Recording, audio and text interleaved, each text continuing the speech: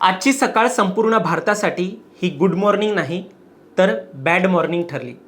खरं म्हणायचं झालं तर जे जंतर मंतरमध्ये घडलंय त्यामुळे या दिवसाला लोकशाहीचा आणखी एक काळा दिवसच म्हणावा लागेल।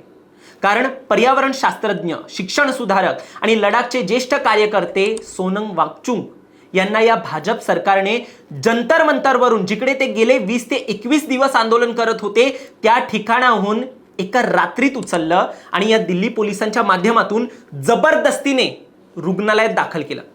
मुळात या व्हिडिओच्या माध्यमातून आपण हेच जाणून घेणार आहोत, ही एवढी वेषांतर वगैरे करून पोलिसांना हे आंदोलन दाबण्याची गरज का पडली। जे आतापर्यंत विरोधक कथित आरोप करत होते लोकशाही संपल्याचे, आता तीच लोकशाही खरंच संपली आहे का हा प्रश्न उपस्थित करण्याची हीच ती खरी वेळ आहे का? म्हणजे जे काही झालंय ते खरंच लोकशाही अनुरूप आहे का आणि नाही तर का नाही यावर वांगचुक यांच्या पत्नीने संपूर्ण प्रकरणावरती काय म्हटलेलं आहे आणि हे आंदोलन आता कुठल्या दिशेला जात आहे सगळं काही जाणून घेऊया या व्हिडिओच्या माध्यमातून। दरम्यान तुम्ही चॅनलवर नवीन आलाय तर लगेच सबस्क्राइब करा प्राईम टाइम महाराष्ट्राला, कारण जे चुकीचं घडतंय, जे चुकीचं आहे ते सांगण्याची हिंमत हे चॅनल करतं। माझं नाव ओमकार साळवी आणि आपल्या या विषयाला आता सुरुवात करूया। तर सगळ्यात आधी समजून घेऊया की सोनम वांगचुक हे उपोषणावरती का बसले होते। 28 जून 2026 रोजी वांगचुक कॉकरोच जनता पार्टीच्या आंदोलनात सामील झाले होते। सीजेपीने 20 जून पासून जंतर मंतरवर नीट पेपर लीक आणि इतर स्पर्धा परीक्षांमधील गैरप्रकारांविरोधात आंदोलन सुरू केलं होतं।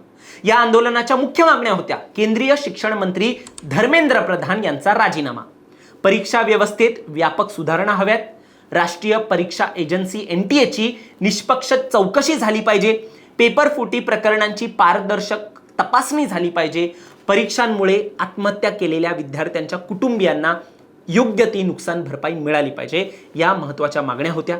सोनम वांगचुक यांनी सांगितलं की शिक्षण हा त्यांचा 40 वर्षापासूनचा विषय। त्यांनी राजघाटावर महात्मा गांधींना अभिवादन केल्यानंतर याच कारणामुळे उपोषण सुरू केलं होतं। शिवाय लडाखला घेऊन देखील त्यांच्या काही मागण्या होत्या। या आंदोलनात त्यांच्यासोबत सीजेपीचे संस्थापक अभिजित दिपके आणि इतर कार्यकर्ते, विद्यार्थी देखील सामील होते।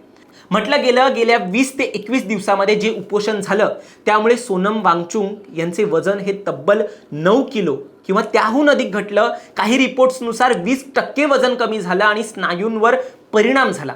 शुक्रवारी 17 जुलै रोजी त्यांनी व्हिडिओ संदेश जारी केला। त्यात ते म्हणाले, शरीर कमकुवत झालंय पण मानसिकदृष्ट्या मी खंबीर आहे। त्यांनी 20 जुलैला चलो संसद मोर्चात मोठ्या संख्येने सहभागी होण्याचं जनतेला आवाहन देखील केलं। लोकसहभाग हीच आंदोलनाची ताकद आहे असं ते म्हणाले होते। आता डॉक्टरांनी वारंवार इशारा दिला होता की उपोषण चालू राहिल्यास अंतर्गत अवयवांना गंभीर इजा होऊ शकते आणि त्याचा जीवाला धोका निर्माण होऊ शकतोय, त्यामुळे तुम्ही उपोषण मागे घ्या असं डॉक्टर म्हणत होते। शिवाय इतर नेतेही म्हणत होते। पण वांगचुक काय म्हणाले की मी उपोषण करते तर मला का मागे घ्यायला सांगताय तुम्ही? सरकारला सांगा याकडे लक्ष द्यायला, त्यांनी मागण्या पूर्ण करायला सांगा, अशा प्रकारचं आवाहन जे आहे ते मग वांगचुक यांनी देखील केलं। या इशाऱ्यामुळे 16 जुलैला दिल्ली हायकोर्टाने केंद्र आणि दिल्ली सरकारला निर्देश दिले होते की डॉक्टरांच्या मते वैद्यकीय मदत गरजेची असेल तर त्वरित पावले उचलावीत। प्रत्येक व्यक्तीचा जीव अनमोल आहे आणि त्याची सुरक्षा ही सरकारची जबाबदारी आहे आणि जेव्हा हे कोर्टाचं वर्डिक्ट निघालं ही सरकारची जबाबदारी असेल तेव्हा जाऊन आज सरकारने काय केलंय हे सर्वांच्याच डोळे देखत आहे।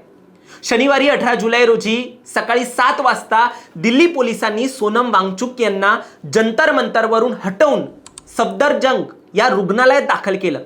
पोलीस उपायुक्त सचिन शर्मा यांनी सांगितलं की हायकोर्टाच्या आदेशानुसार आणि डॉक्टरांच्या सल्ल्यानुसार त्यांची बिघडत चाललेली प्रकृती पाहता हे पाऊल आम्ही उचललंय। त्यांना इमर्जन्सीमध्ये दाखल करण्यात आलं असून ते शुद्धीत आहेत आणि प्रकृती देखील त्यांची स्थिर आहे। पोलिसांनी आंदोलकांना जागा रिकामी करण्याचं देखील आवाहन केलं। काही आंदोलकांनी अडथळा आणण्याचा जेव्हा प्रयत्न केला तेव्हा थोडा गोंधळ देखील झाला, पण पोलिसांनी हे आंदोलन चिरडून जे त्यांना करायचं होतं ते केलंच। पण या सगळ्यात प्रश्न निर्माण झाला, पोलिसांनी ज्याप्रमाणे आंदोलन चिरडलंय हा फक्त कोर्टाच्या आदेशावर त्यांच्या वर्डिक्टनुसार केलंय की त्यांनी जे भाजपला हवं होतं त्यानुसार केलंय? वेषांतर करून आम्ही डॉक्टरची टीम आहोत, आम्ही वैद्यकीय एक्सपर्ट आहोत असं बोलून ते घुसल्याचे आरोप झाले आणि त्यांनी पांढरी चादर वांगचुक यांच्या भोवती गुंडाळून आणि उभी करून तिकडून त्यांना हटवलं। आता या सगळ्यात महत्त्वाची गोष्ट म्हणजे त्यांना तिकडून हटवण्याचे प्रयत्न कालपासूनच सुरू झाले होते. तुम्हाला एक व्हिडिओ दाखवतो, तो बघाल तर त्यात वांगचुक म्हणतायत, मी माझ्या संमतीने हे आंदोलन करतोय, तुम्ही चिकित्सा करा पण मला हॉस्पिटलमध्ये जायचं नाहीये. व्हिडिओ पहा, मग आपण परत बोलू. Sir, do you want to go to hospital? They don't understand this is not a disease or disorder. This is a self-chosen fast. And a person on fast is not the same as somebody who's eating. नहीं मैंने इसमें आपको इसे I request you, please don't get into political things. I understand there must be pressure on you. Please don't get into political things. आज सुबह checkup करवाया. The court has already said that he should be monitored, Doctors, not hospitalized. doctors don't get into political things. This is my request. पाहिलं म्हणजे एक माणूस जो बोलतोय मला नाही जायचंय, तरी त्याला आज ज्याप्रमाणे नेलंय त्यानुसार केंद्र सरकारची लोकशाही दाबण्याची ही एक ट्रिक होती का, असं देखील एक प्रश्न निर्माण होतोय. रुग्णालयात दाखल झाल्यानंतर सोनम वांगचुक यांच्या पत्नी गीतांजली जे एंगमो यांनी ट्विट करत खळबळजनक माहिती समोर आणली. जेव्हा त्यांनी ट्विट केलं तेव्हा लोकांना कळलं की वांगचुक यांना हॉस्पिटलमध्ये नेलंय. गीतांजली म्हणाल्या, मी त्या हॉस्पिटल जवळच आहे आणि सरकारने माझ्या कुटुंबियांच्या आणि गेल्या 20 दिवसांपासून त्यांच्या प्रकृतीवर लक्ष ठेवणाऱ्या डॉक्टरांच्या संमतीशिवाय कोणतेही तोंडी किंवा इंट्रोवेनस औषध किंवा उपचार देऊ नका. म्हणजे त्यांनी देखील त्यांचं उपोषण तोडण्यासाठी, वांगचुक यांचं उपोषण तोडण्यासाठी प्रयत्न होऊ शकतात हीच भीती व्यक्त केली आहे. काय माहिती, ज्याप्रमाणे सरकारने लोकशाही पायदळी तुडवून कोर्टाच्या स्टेटमेंटचा गैरवापर करून नेलंय त्यानुसार त्यांचं हे उपोषण तोडलंही असेल. कुणाला माहिती आहे? कारण की म्हटलं जात आहे, कोर्टाने सांगितलेलं की त्यांच्यावरती चिकित्सा करा, त्यांच्यावरती जे डॉक्टरांकडून लक्ष ठेवण्यात यावा, उपचार जे आहेत ते त्यांना द्या, त्यांना तिकडून उचलून हॉस्पिटलमध्ये भरती करा, अशा प्रकारचं स्टेटमेंट होतं का? महत्त्वाचं म्हणजे आज CGPचे अभिजित दिपके यांना देखील ताब्यात घेण्यात आलं होतं. त्यांनी एक्सवर पोस्ट करत सांगितलं की पोलिसांनी त्यांना मारहाण केले, जबरदस्ती अडवून ठेवलंय आणि त्यांना आंदोलनाला देखील जाऊ देत नाहीये. मित्रांनो, हे आंदोलन केवळ नीटच्या पेपरफुटी लीक पुरतं मर्यादित नव्हतं, त्यात परीक्षा व्यवस्थेतील व्यापक सुधारणा, विद्यार्थ्यांच्या भवितव्याची काळजी आणि जबाबदारी निश्चित करण्याची मागणी होती. सोनम वांगचुक यांनी लडाखच्या पर्यावरण आणि सांस्कृतिक संरक्षणाच्या मुद्द्यांनाही त्यामध्ये जोडलं होतं. 20 जुलैला संसद मोर्चाचे नियोजन होतं. आता माध्यमांमधून वांगचुक यांना मिळालेला प्रतिसाद, सेलिब्रिटींनी यावर सुरू केलेलं बोलणं, हे सगळं भाजप सरकारच्या अंगलट आलं असल्याचं देखील म्हटलं गेलं आणि त्यामुळे त्यांनी हा मार्ग एक वापरला का असा प्रश्न निर्माण झाला.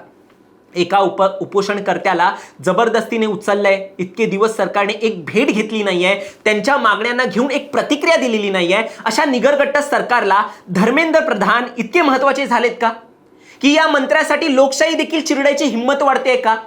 हे सगळं जे करतायत ना ते सगळं देश बघतोय. सोनम वांगचुक यांनी उपोषण दरम्यान वारंवार विद्यार्थ्यांना आणि नागरिकांना आवाहन केलं होतं की शांततापूर्ण मार्गाने आवाज उठवा. आता त्यांची प्रकृती स्थिर असल्याचं ते सरकारचे जे डॉक्टर आहेत ते सांगतायत, पण आंदोलन सुरूच राहणार आहे. आणि आता तर दिपके यांनी उपोषणाची देखील तयारी दर्शवलेली आहे. त्यामुळे या आंदोलनाला आता अजून एक वेगळी दिशा मिळते. झालेल्या प्रकरणाची अजून वेगवेगळी बाजू आम्ही कव्हर करत आहोत, त्यामुळे चॅनलला सबस्क्राईब करायला विसरू नका. म्हटलं जातं आता अमित ठाकरे यांनी देखील भेट दिलेली आहे आणि त्यांनी देखील धर्मेंद्र प्रधान यांच्या राजीनाम्याचाच उल्लेख केलेला आहे. प्रश्न हाच असणार आहे, या सगळ्यामध्ये धर्मेंद्र प्रधान यांना वाचवण्यासाठी सरकारने काय काय वेगळी पावलं उचलायची आहेत? म्हणजे एकूण ते राजीनामा देतील नाही देतील, त्यांच्यावरती काय कारवाई होईल नाही होईल, म्हणजे यासाठी कोणच जबाबदार नाही आहे का सरकारमध्ये? आणि जे आंदोलन करतायत त्यांच्याशी एक शब्द बोलायचा नाही, त्यांना उचलून सरळ हॉस्पिटलमध्ये भरती करून टाकायचं आणि आंदोलन चिरडायचं, हीच भूमिका पुढच्या काळामध्ये सरकारची असणार आहे का हे पाहावं लागेल. तुम्हाला या सगळ्यावरती काय वाटतं? तुमचं मत देखील आम्हाला कमेंटमध्ये नक्की सांगा. आणि असेच घडामोडी आणि अपडेट्स पाहण्यासाठी सबस्क्राईब करा प्राईम टाईम महाराष्ट्राला. धन्यवाद.